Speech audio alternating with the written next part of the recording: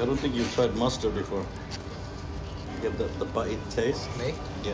Have you tried mustard? I think so. Tastes like so. I think I tried it in Wendy's. Yeah. Wendy's is another place that puts mustard. Oh, I think, yeah. Because we ate Wendy's in Manila.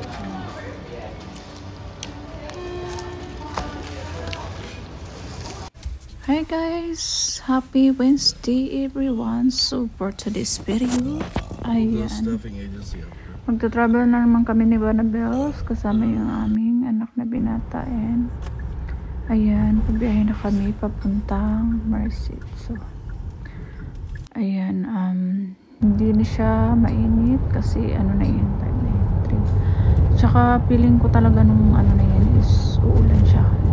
Totoo naman is umulan ngayon guys kasi ano umalis kami ng bahay mga 2 PM, so dumating kami sa Merced mga ano na mga 3 PM. So ayan, nagbiyahe na kami and so ayan, hindi naman siya traffic, so ang ganda ng panahon, maliwalas, hindi din siya masyadong din malamig, lang, katamtaman lang siya. Then ayan, para hindi ako antukin, nag-play ako ng music dyan sa gamit ko yung phone ni Banabels, and medyo na yun, malapit-lapit na rin kami dyan sa napuntahan namin. Yan, so medyo matraffic na pagdating namin sa guys, Merced.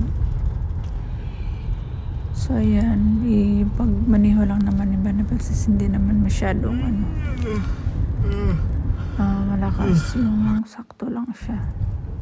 Kaya sakto din nakaabot din kami ng mga wala lang 1 oras. So ayan, traffic dyan guys, nagsalita ako dyan na traffic. Ayan, so nasa na kami yan, pero puntahan namin sa Merced mismo. So ayan, ante-ante lang kami kasi traffic siya. Dito na kami sa guys, Merced. Then stop lang yung medyo nagutom si Banabels yan, sabi niya after daw namin sa aming pupuntahan is dadaan daw kami. Ayan, dumaan kami sa gasoline station kasi gusto ni Banabels bumili ng Red Bull para hindi siya antukin. Nakita ko yung KFC dyan, kaya dinijum ko, hindi ko naman feel na kumakain sa KFC.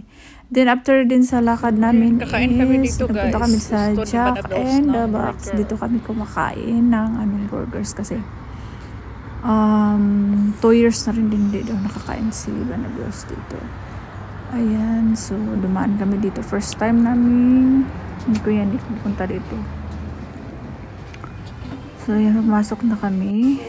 What do you want? Yan, nag-antay na lang kami sa aming Which one? One number? chicken with nag-antay kami ng Lenny. Hindi naman mahaba yung line guys. So nag-isip-isip ako kung anong orderin ko dyan. So chicken sandwich. Then umupo na kami ng aking anak. Nantay na lang namin si Banabels kasi siya na ang pangantay sa aming order. So ayan, ante-ante na kami konti, pero feel ko talaga na masarap yung kanina. So andito rin yung order, nagdali lang siya guys. You're baking. Chicken sandwich ako in-order with fries and drinks na siya. Dinala ko nga sa bahay yung yung tira kong drinks kasi napakalaki ng dati. So nasarapan ako sa kanilang fries guys. May ibang fries na ma-oil siya, mamantika. So ayan. You have bacon in there, right? Naisip ko dyan na masarap yung nila, tsaka ang laki, mauubos ko. Pero naubos ko talaga kasi hindi naman ako nakapag-lunch na yan guys.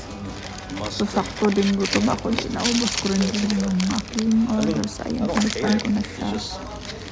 And sabi ni Banabels is masarap ko siya lagyan ng ketchup. So ayan,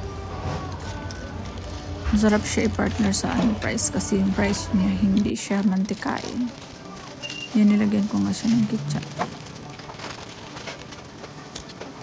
So, ayan, nag-voice call na ako dyan, guys. Sakto din kasi, nag-concentrate akong kumain. Halata naman na gutom ang kids. Kaya yun. Ako dyan. Naka-tatlong lagayan ako ng ketchup kasi ang sarap talaga ng chicken burger. So, lagyan ng ketchup. And then, ayan, nasinday sa kakain. Ang sarap talaga ng burgers niyan. Kasi nabitin na siya kasi yung in-order niya, mas malaki pa yung chicken sandwich para sa kanyang burger sa in-order. Nasarapan talaga ako sa price dyan, guys, kasi hindi siya maalat, hindi talaga siya salty, sakto lang talaga siya, and hindi siya ma-oily na french fries. So yung iba kasi marami siya is kinain ko na sa sasakyan, and si Kuya Nick at saka si Banabas, tapos na din silang kumain, parang nabibitin din sila sa kanilang burger sa in-order. Sana dinalawa nila. So, ayan. Pauwi na kami, guys. May nakita kami dyang Fiesta Mexican Restaurant. Ayan. So, hindi naman siya traffic. Inantay lang namin mag green light. Ayan. So, medyo na rin din siya, guys.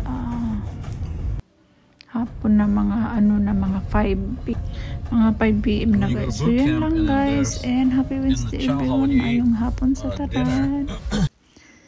So nakauwi na kami. Nakauwi na pala kami, guys, galing Merced. Ang lamig, ito yung suot ko, Diyos ko. $1 katugnaw and mag-ilis inday. Magbiyahe na po may buntag.